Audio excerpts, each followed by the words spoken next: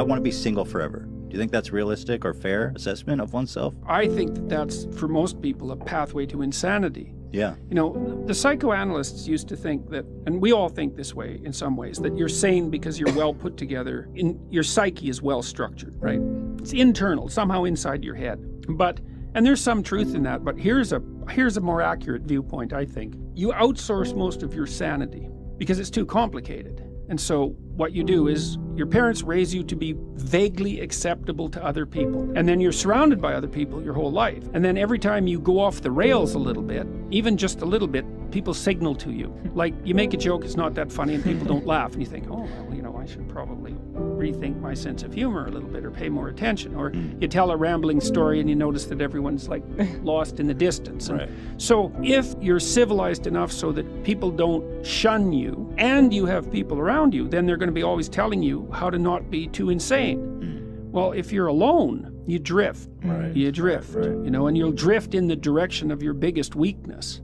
And so, you know, there are some people, maybe they're introverted and disagreeable. They're not cut out for a lot of social contact. But we're social animals, man, right to the core. And it's a suboptimal solution for the vast majority of people. I think that people are having a harder time finding, like, let's call them more permanent relationships, is because it's become increasingly easy to have fleeting, casual, sexual relationships. I mean, Tinder is a revolution, right? It's a revolution in sexual behavior, and it's certainly not obvious that it's Is it a social thing? Is it just technology? Is this what people want to be doing? Because you think the it's fleeting, easier, yeah, in some ways. but the technology has enabled this fleeting sexual activity. Definitely. Okay. Definitely. And that's, But- we don't want to underestimate how radical a technology that is. That's Right. especially for men. You know, part of the reason for a relationship is sexual contact, obviously. Well, you don't necessarily need a relationship for that. But that's not the reason to be with someone. The reason to be with someone, when there's a lot of them. So one is, well, kids who have two parents do far better, period. The data on that is crystal clear. Doesn't mean that there aren't many single parents who struggle to do a wonderful job. Yeah. That's not the same thing. It's an average issue. So plus, it's a lot of work to have kids. You know, you kind of need to divide up the labor, especially in the first year or two, you know, because the woman is completely overwhelmed in the first year, and she needs somebody around to take care of her while she's taking care of the kid, fundamentally, or at least that's the way it looks to me. So there's that. You need a stable basis for children, and it takes them a long time to mature, and they need to learn that relationships are trustworthy, right?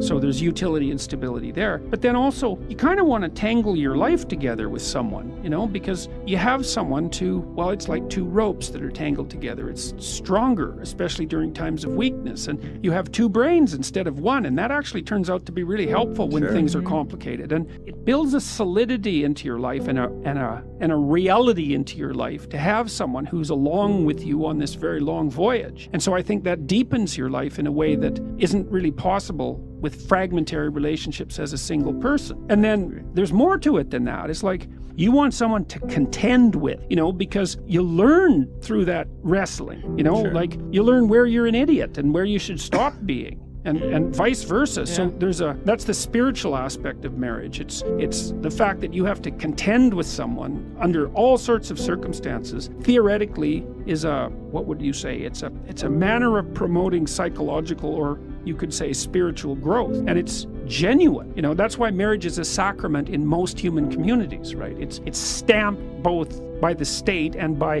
the sacred authorities, because it's not just a physiological union. That's what animals do. And I mean, there's nothing wrong with the physiological union, but it has to be placed in the context of everything else a human being is. And I do think it's dreadful for people not to have that.